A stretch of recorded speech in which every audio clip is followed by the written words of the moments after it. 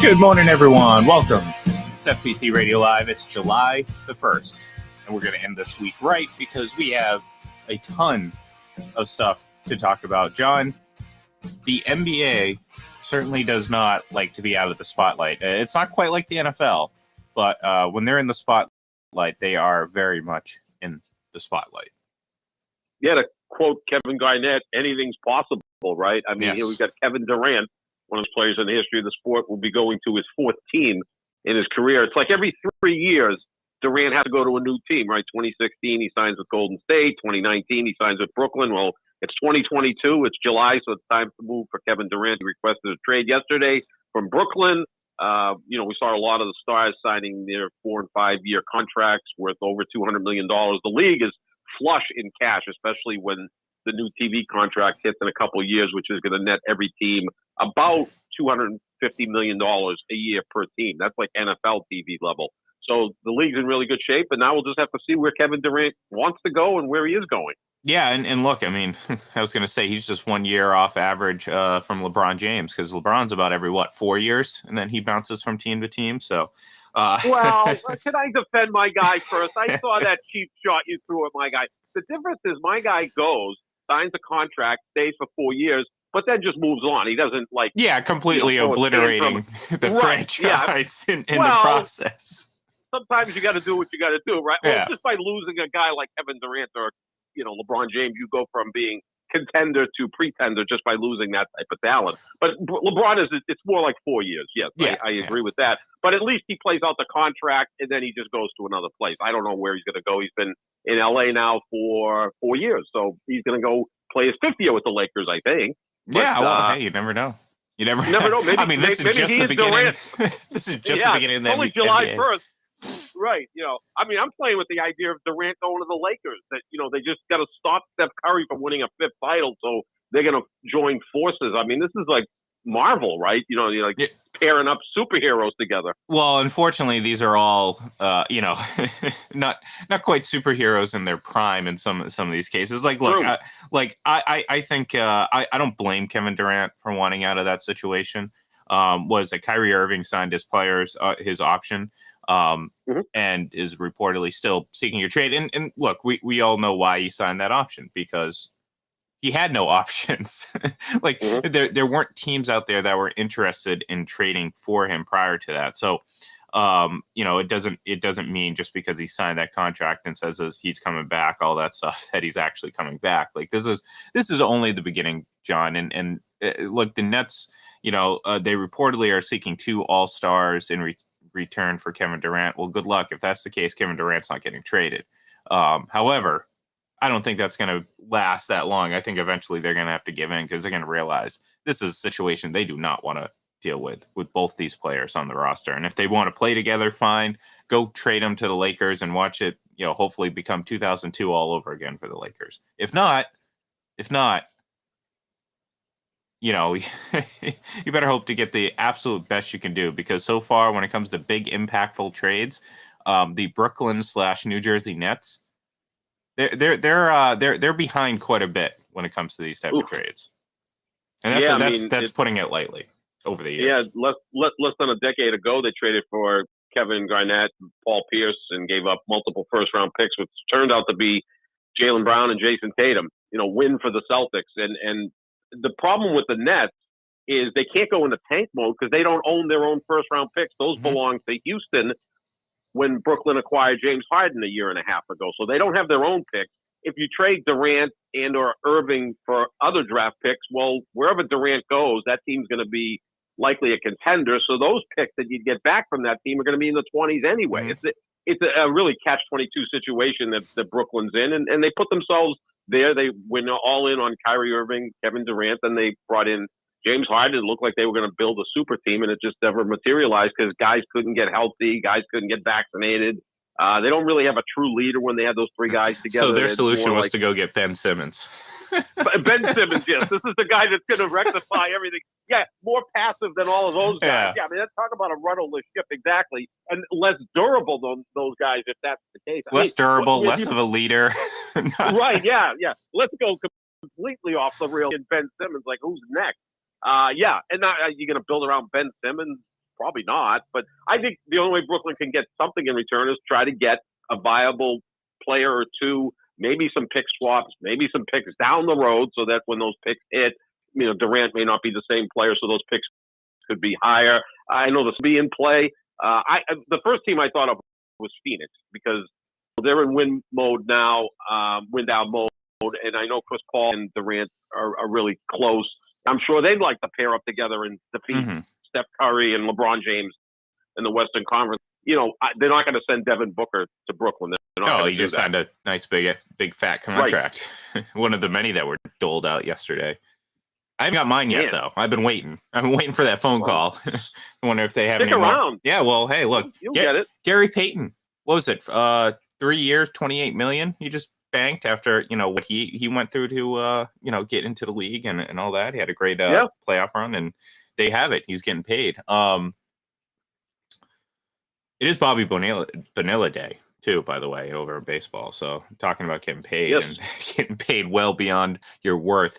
Look, I still think Kevin Durant, I think he gets a little bit, it's fun too, but I think he gets a little bit too much slack for what he is. Like, this whole idea that, he took the easy way out. Look, Golden State doesn't win those championships without Kevin Durant. He was as important to that as anyone and any individual player. I'm not sitting here talking about, he took, cheap championships. He couldn't do it on his own, blah, blah, blah, blah, blah. It's just, that's one of those silly narratives that, it is what it is. It's going to stick with him forever, even regardless of what he does. But, it would be funny, John, if he did the exact opposite this time. And he went to a team that, well, I guess technically this team did beat him, so it wouldn't really be the exact opposite. But the team that lost in the finals, again though, what it would take to acquire him, I think puts the Celtics kind of out of question because of, look, you don't make this move by dealing Jaylen Brown. You don't make this move by dealing some of your key players because it may make you a smidgen better today, but it certainly weakens you moving forward. And look, this team needed scoring depth, okay? To obliterate your depth that you have now to get slightly better at the top end. I don't know if that's going to be worth it, but because again, I do think they need to improve that. And if you get rid of a lot of that depth, then you have a lot more work to do because, okay, the idea of having those players are nice, but we've talked about teams being top heavy before. Like you can have success being top heavy, mostly in the regular season, but in a series, especially against a team like Golden State, you're not going to win by just having 3 guys that carry the load because you know what? There's going to be enough time that's not going to matter in the long run. You're going to lose the series. So go ahead. You can fill out your bench though. If Durant were to come here, then you could start to fill out your bench because a lot of veterans would then come here. They may still come here, looking at it as a situation where you can win. When the Celtics acquired Ray Allen and Kevin Garnett, they had the most top-heavy roster maybe in the history of the NBA. They had Pierce, Garnett, Allen, a second-year point guard in Rondo, a fourth-year center and Kendrick Perkins, and nothing else. And then they filled out the bench because the veteran players wanted to come here. Eddie House, James Posey. Eventually, they added some other pieces. So you could kind of do that. Sure. And they're gonna have to do that anyway because I think that was a weakness going forward. But look, it's intriguing to say Kevin Durant to the Celtics, but it has to start with Jaylen Brown. Brooklyn's not gonna send Kevin Durant to the Celtics. Well, give it some Daniel time. Daniel Tice and other guys. Yeah, give it some time. Maybe wait it out. the blockbuster Daniel Tice trade. Hopefully that's what we're going to be calling it here in the next couple of years. Oh yeah, he's the key. He's the key. No, look, I think the circumstances are a little bit different. Not only with the team itself, but also the league. A little bit different league when that happened and that came to fruition. But to your point though, I don't know if I want to see this without the combination of the two Jays and then Kevin Durant. Like I don't know if it's worth it. Obviously, Jason Tatum, you would not. There's not even a question. Anyone who even suggests he being a potential candidate to be moved? No, not a chance. Get out of here on that. But I still don't know. And you're a big Jaylen Brown fan, so I would think that maybe you would have some resistance to this as well. But if you acquire Kevin Durant, you want all three of them. That's what you're going for. In some form or fashion, you want all three of them. Yeah, that's an impossibility, though. I mean, there's no way you get Kevin Durant without giving up one of those two guys and then some. Well, I mean, again, this is the Brooklyn Nets we're talking about here, John. Well, anything is possible. I know. If they're that bad, then maybe they should be, thrown out of the league. As far as Jaylen Brown, my only hesitancy with Jaylen Brown is now that he's with Donda Sports, which is Kanye West's new sports agency, which I believe, and I'm not making this stuff up, this is not from The Onion, that Antonio Brown is the CEO of that company. Oh, I don't know. Antonio Brown. I mean, that would make sense, wouldn't it? I mean, Antonio Brown and Kanye West are close. So if that's the case, then, where's Jaylen Brown going to be in 2 years when he could move on? Is he going to want to paint his own franchise and get out of the shadows of Jason Tatum? I don't know. I mean, you have to think far ahead in the NBA without thinking too far ahead because guys move so frequently. I think now teams are just building for 2-year windows. Yeah. You can't look ahead 5-6 years. Plus, if you're an executive, why the hell do you want someone's 20, 29 first? You may be on your third different team by then, as an executive. So it's really difficult to plan out, going forward. I don't think Durant's going to end up with the Celtics. I don't think the Celtics, are going to get into that type of move because it is risky. Again, the age differences are pretty profound. I mean, Durant is 8 years older than Jaylen Brown and 9 years older than Jason Tatum.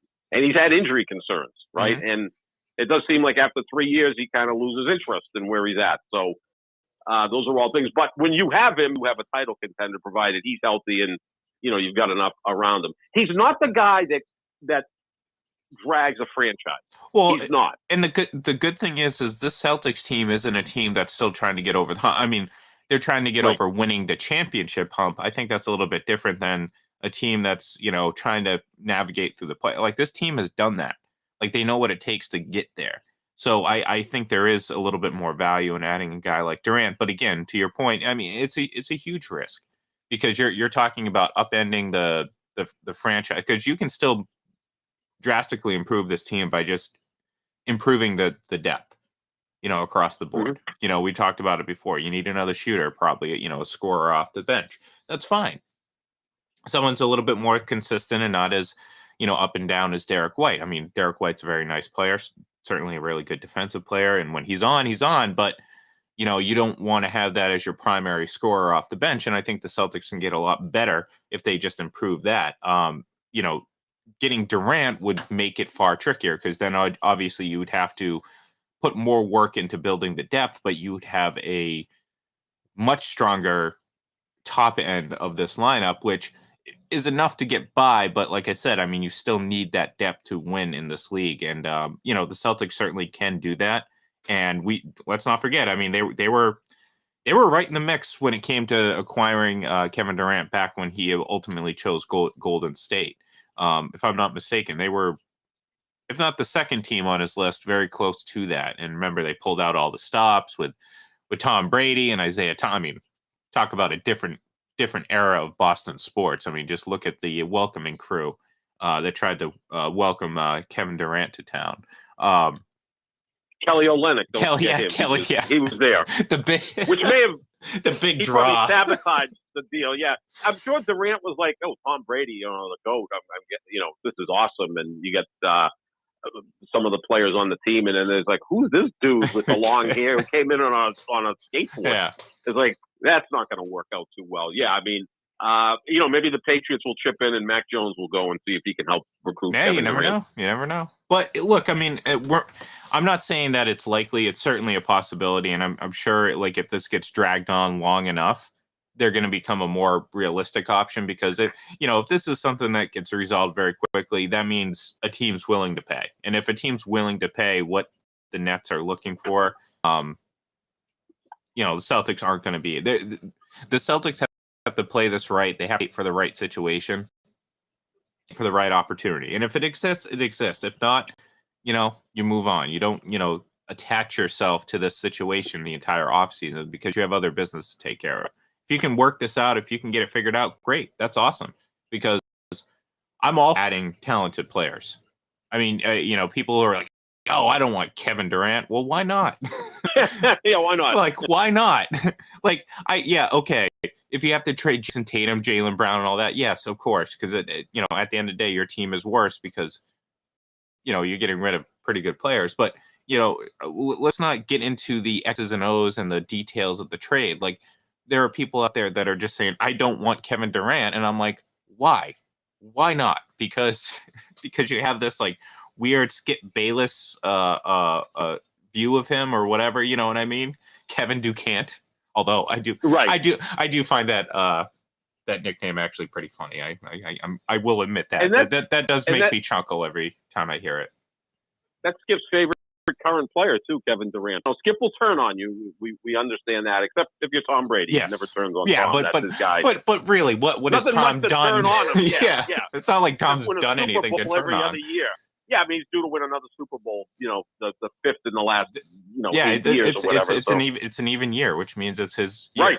Right. Well, I mean, I don't want to get too far off track, but like I said, I mean, it's been since 2012, 2013 that he's gone 2 seasons back to back without going to a Super Bowl. So that's winning it. Winning it. Yeah, that's pretty good. So I like that. So, but no, look. This drama is going to play out. I mean, if the Celtics get involved, the Suns, as you mentioned, and the Heat are reportedly on the top of Kevin Durant's list, but and rightfully so. I mean, you have 2 teams that in the last 3 years have each represented their conference in the NBA championship. Obviously, the Heat were just there not too long ago. The Suns were the number 1 seed this year, so these are contending teams that are certainly going to be able to entice Kevin Durant. Because, I mean, if you're Kevin Durant, why would you want to go to a bad team? I mean, everyone's like, oh, look, he's jumping to the number 1 seed. Well, of course. Like, what do you think he's going to go to? Well, I mean, they're already with Brooklyn. I mean, that's kind of a bad situation as it is. But, where do you think they're going to go? Who's the worst team in the NBA right now? The second. Probably Houston, but they've got actually a lot of nice assets. Well, yeah, at least he's not going there. But I'm talking about like the Cleveland Browns of the NFL right now, of the NBA. Yeah, I mean, probably Houston, but yeah, there's a few other teams out there that are pretty much irrelevant. What's good about the NBA is a lot of those lower teams are starting to ascend because they've drafted pretty well and they're heading in the right direction. But I would say probably Houston, I mean, Detroit's not a great thing, but I like what they're doing there. They've had a couple of really good drafts, so they're heading in the right direction. The point is Kevin Durant's not going to go there. So, that's – and look, again, I don't blame him. Like, why would you do that? It's like, he wants to win. I get that. I understand. And there's a lot of – he seems to be the only one who gets slack for jumping ship. Again, that's my thing. I think he does get a little bit too much of it, but it is what it is. I mean, he opens the door for a lot of this because how he responds on Twitter. I mean, it is what it's give and take, John. I mean, you can't stop these maniacs on Twitter, on social media that are going to jump on him for everything that he does and criticize him. It's going to happen. It only fuels them when he responds and he can be petty, and that's fine. I mean, I kind of like the pettiness, you know what I mean? But at the same time, it only makes things worse for him. So, it's the chicken and the egg, John. What are you going to do if you're Kevin Durant? It's you can't do anything. Either he stays with Kyrie and this Brooklyn experiment, which we all, I think, at least we did, thought was going to be an epic failure from the moment it was put together, and it has been. Either you stay there, you get criticized for the failures of the team and potentially the